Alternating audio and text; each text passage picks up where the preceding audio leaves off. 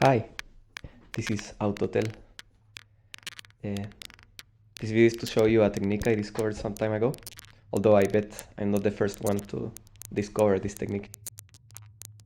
Because it's somewhat common sense once you get to know the Octatrack, but also I bet that there are many people who haven't tried this already and that they would benefit from trying it out. This technique is really good to explore and discover new sounds that emerge in unexpected ways and to produce really nice textures and complexity in Octatrack.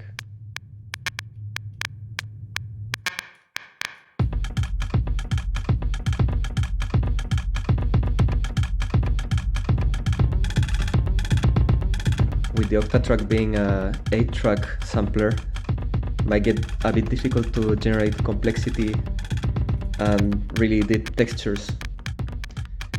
With this technique you can generate some of this complexity and also use the internal effects in a different way. It's also possible to chain external effects. I'm gonna talk about that later.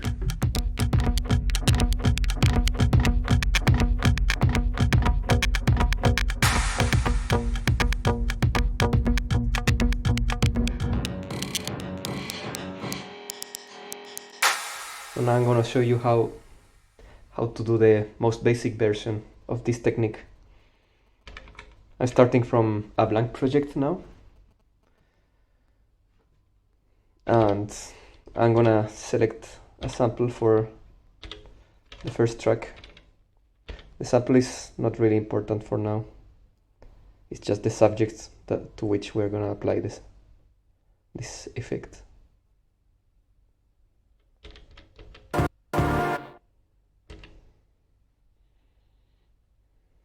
Okay, now first track is our sample. Then I'm gonna select another track, which is gonna be the one we use for the effect, and we set it to flex. Now it's important that we select as the source for this flex machine the recording for which that belongs to the same channel. So in this case is track 5, we select the recording 5. Now I go to the record setup page, number 1, with function and rec1. I'm gonna disable the external inputs, A, B, C, D. We could use them, but that's a more advanced way to use.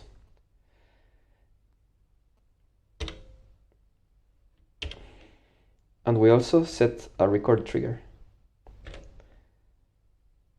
This sequencer is not the same as the track sequencer. This one is a recording sequencer. Every time the record trigger is triggered, it's gonna start recording. Let's see. I'm gonna sequence some beats here.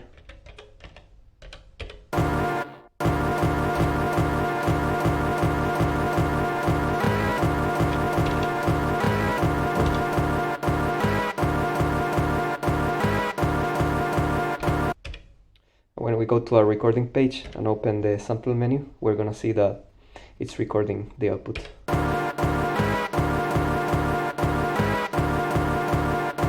So you see where this is going. We set it to play its own sample back, and it's gonna start recording, then it's gonna start playing what it has recorded.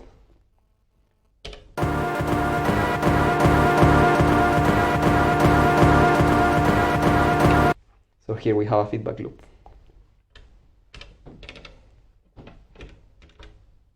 I'm gonna load a different sample here.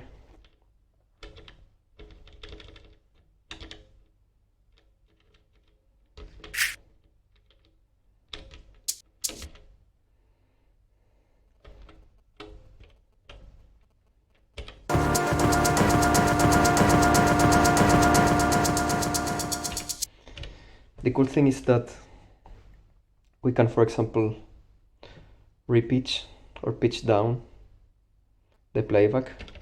I'm gonna turn off the time stretching here.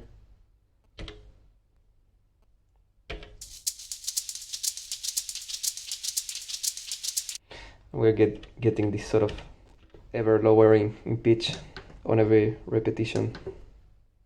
In every time the sample goes through the loop, it's gonna have a lower and lower pitch.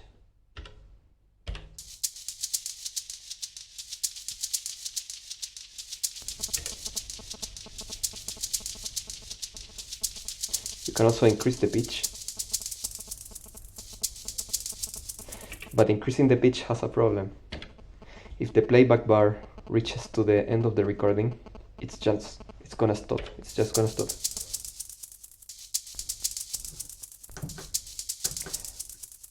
So there's a limit to how much I can pitch it up.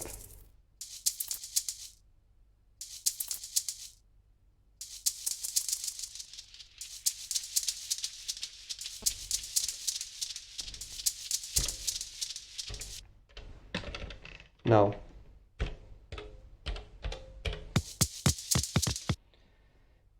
imagine we want to program a kick here. We're gonna have the problem if we want to have the kick sound dry while all the rest of the effects are picked up by the feedback loop. We can fix that by using the Q output. So we simply need to select the SRC3 on our flex machine instead of main to Q. Now it's not gonna pick up anything until we choose which tracks to send to that. So we're gonna send the shaker and this weird hit or whatever style.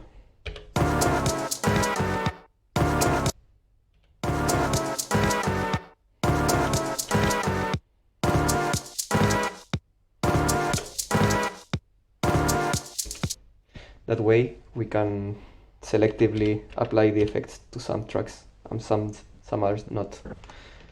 However, we also need to send this track to Q so that it picks up itself. In that way it's a feedback loop and not just feedback.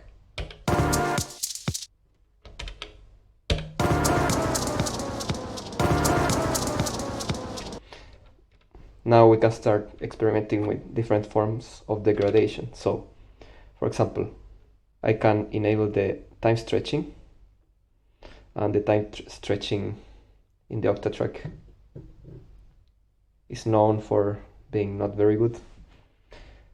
It degrades the sound a lot, but can be used in interesting ways. So now we are pitching the feedback sample with time stretching. Also, I'm gonna make this loop a bit longer, so that's gonna trigger throughout 32 steps.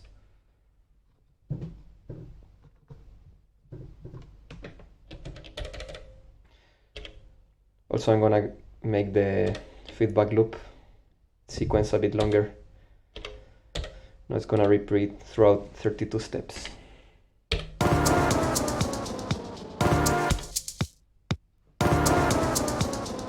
I forgot to set the recording start to only the first step of the 32. When I made the sequence longer, I re-triggered the recording and therefore it stopped. There are some caveats that are hard to keep track of.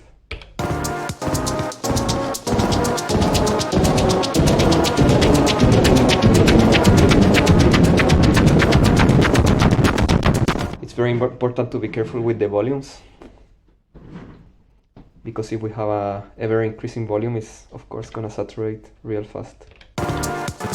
So this is another cool thing to do. We can apply, for example, some reverb and see what happens.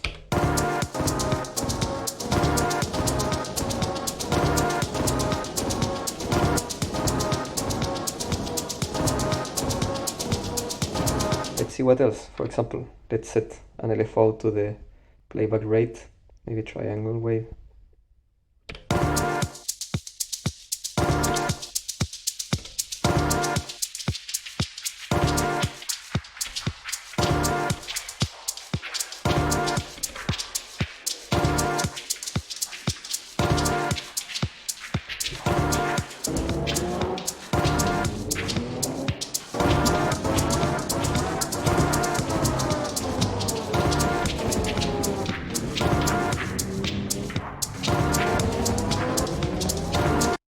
got this idea from Hugo Paris.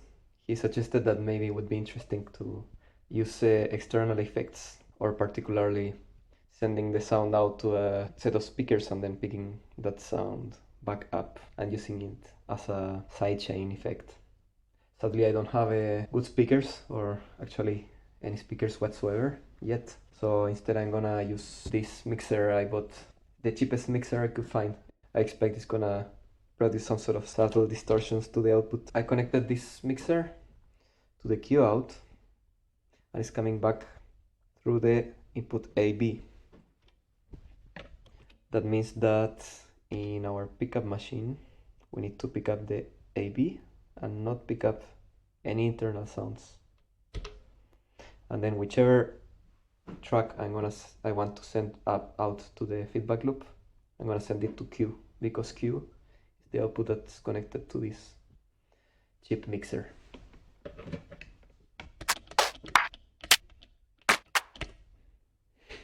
This is what's gonna sound like Prodigy in the 90s.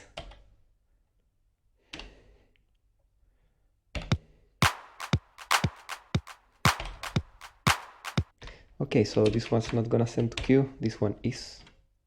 And we have a shaker here. Yes. And I'm going to assign my feedback loop channel to the flex machine, recording number 5, because it's the track number 5. Set it to play and also set it to record. And the playback trigger, I'm gonna make it some 3 steps later. And I expect that when I start raising the volume here, it should start making some feedback loop effect.